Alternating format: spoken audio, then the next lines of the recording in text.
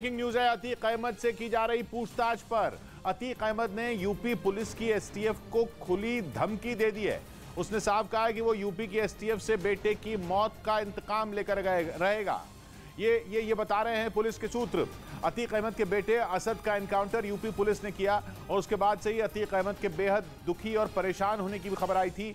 यह भी कहा जा रहा था कि वो फूट फूट कर रोया है, लेकिन पुलिस के सूत्रों का दावा यह है कि इस बार अतीक अहमद ने एसटीएफ के अधिकारियों पर ही गुस्सा निकाल दिया और साफ कहा कि अगर वो जिंदा रहा तो वो एसटीएफ से बदला लेकर रहेगा।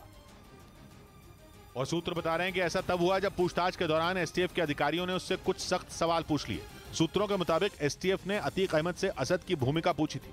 इसी सवाल पर अतीक भड़क गया और उसने पूछा कि मारने के बाद भूमिका क्यों पूछते हो। सूत्रों के मुताबिक उसने ये भी कहा कि अगर वो जिंदा रहा तो वो बेटे की मौत का इंतकाम लेगा। दावा तो ये भी है कि इस पूछताछ में वो टूट गया और उसने ये भी कहा कि उस पर गमों का पहाड़ टूट पड़ा है, वो उजड़ गया है और बर्बाद हो गया है। यूपी पुलिस की एसटीएफ को उससे पहले भी उसने असद की भूमिका के बारे में कुछ जानकारी दी थी और सूत्रों के मुताबिक उसने बताया था कि असद की भूमिका उमेश पाल हत्याकांड में रही थी। उसने यह भी माना कि वो असद ही था जो बंदूक लेकर कार से निकलता हुआ दिखा था। और सूत्रों के मुताबिक अतीक अहमद ने उस दिन की पूरी घटना एसटीएफ को बताया यह गया कि असद को केवल शूटरों का इंतजाम करने के लिए कहा गया था। वो गुलाम को लेकर भी गया था, लेकिन जैसे ही उमेश पाल गली में घुसा असद को लगा कि काम बिगड़ सकता है। अतीक अहमद के मुताबिक उसी वक्त असद गाड़ी से उतर गया और उसने पिस्तौल निकाल ली। मतलब यह कि अतीक अहमद ने एसटीएफ को बताया कि वो असद ही था जो सीसीटीवी वीडियो में गाड़ी से उतरता दिख रहा था। लेकिन सूत्रों के मुताबिक अतीक का दावा है कि गाड़ी से पिस्तौल तान कर उतरने का फैसला उस वक्त असद ने खुद लिया, जबकि उसे हुक्म केवल गाड़ी में बैठे रहने का दिया गया था।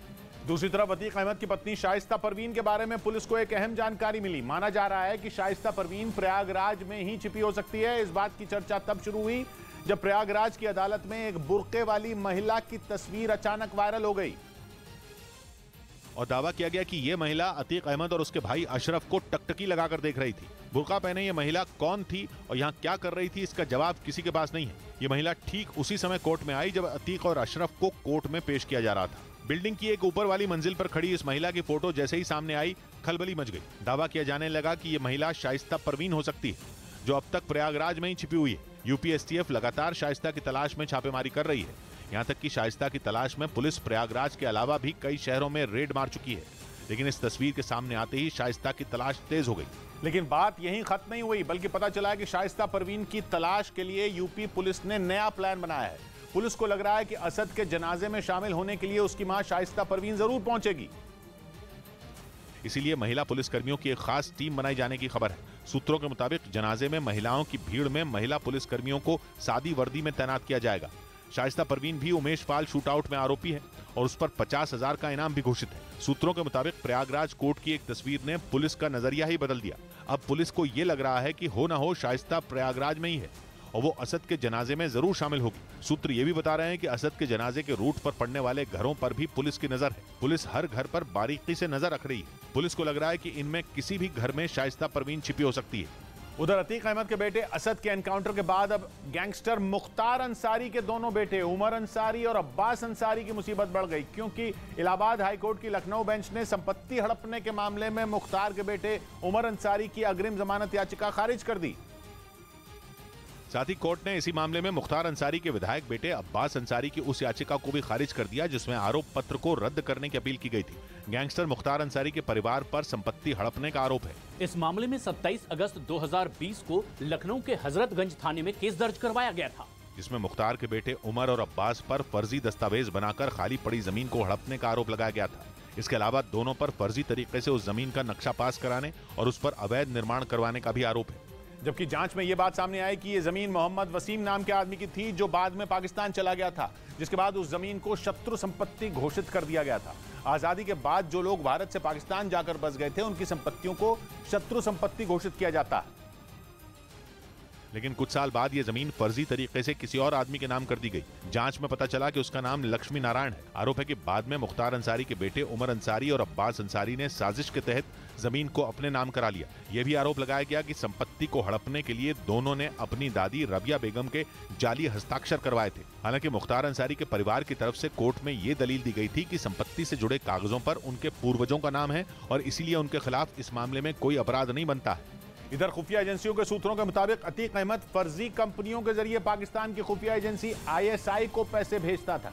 एक रोज पहले ही यूपी पुलिस ने अपनी रिमांड अर्जी में यह दावा किया कि वो पंजाब के रास्ते पाकिस्तान से हथियार मंगवाता था। और अब खुफिया एजेंसियों के सूत्रों का कहना है कि अतीक फर्जी कंपनियों के जरिए ISI को हथियारों के पैसे भेजता था। सूत्रों के मुताबिक ISI एजेंट यूसुफ को अतीक ने पैसे भेजे थे, जो सलीम उर्फ पतला के लिए काम करता था। और सूत्रों का कहना है कि अतीक कई बार यूसुफ से मिल चुका था। और ये बात भी पता चली कि जनवरी 2010 में असद और रूबी नाम के 2 पाकिस्तानी एजेंट को हरिद्वार से गिरफ्तार किया गया था। दोनों काफी वक्त से वहां नाम बदलकर छिपे थे और उन्होंने पासपोर्ट भी बना लिए थे। पुलिस सूत्रों का कहना है कि उस दौरान अतीक ने ही दोनों के पासपोर्ट बनवाने और उन्हें छिपने में मदद की थी।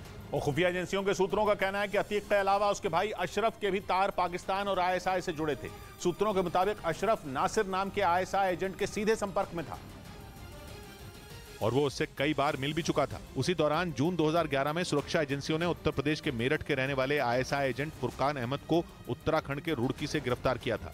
और सूत्रों के मुताबिक पूछताछ में फुरकान ने मददगार के तौर पर अतीक अहमद का नाम लिया था। हालांकि उस दौरान इस मामले की जांच आगे नहीं बढ़ी थी। खुफिया एजेंसियों के सूत्रों के मुताबिक अतीक न सिर्फ ISI से जुड़ा था, बल्कि वो आतंकी संगठन लश्कर-ए-तैयबा के भी संपर्क में था, जिनकी मदद से वो ड्रोन के जरिए पाकिस्तान से हथियार पंजाब के रास्ते मंगवाता था।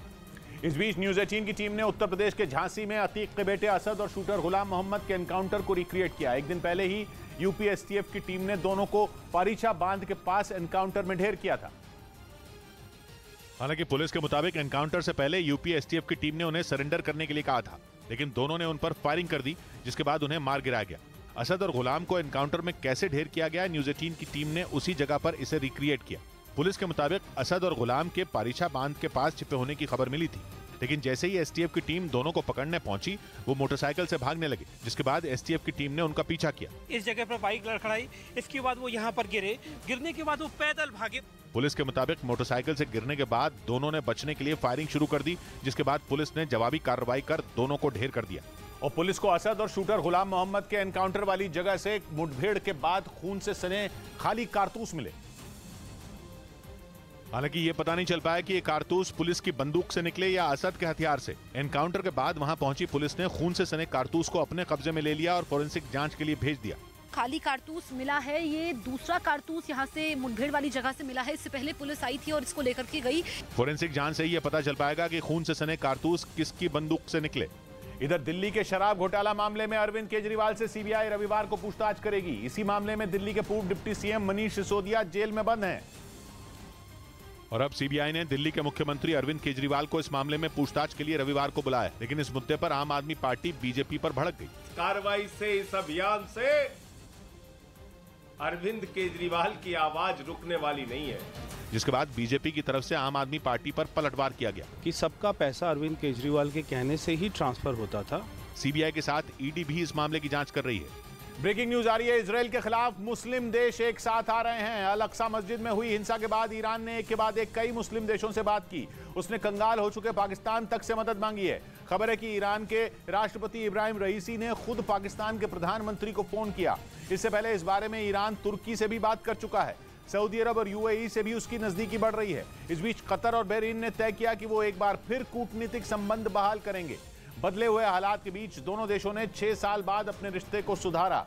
यही नहीं, इजराइल की मीडिया ने तो ये तक दावा कर दिया कि ईरान उसके खिलाफ मुस्लिम देशों का मोर्चा बना रहा है, जिसका मतलब ये हुआ कि इजराइल के खिलाफ मुस्लिम देश एकजुट हो रहे हैं और ईरान उनकी अगुवाई कर रहा है। खुद इजराइल तक ने ऐसा दावा कर दिया। यरूशलेम की अल अक्सा मस्जिद में हुई हिंसा ने ईरान को ऐसा मौका दिया है जिसे वो अपने हाथों से जाने नहीं देना चाहता, क्योंकि कुछ दिन पहले यरूशलेम की अल अक्सा मस्जिद में इजराइल की पुलिस ने गोलियां चला दी थी, वो भी ऐसे समय जब फिलिस्तीन के हजारों लोग वहां नमाज पढ़ रहे थे।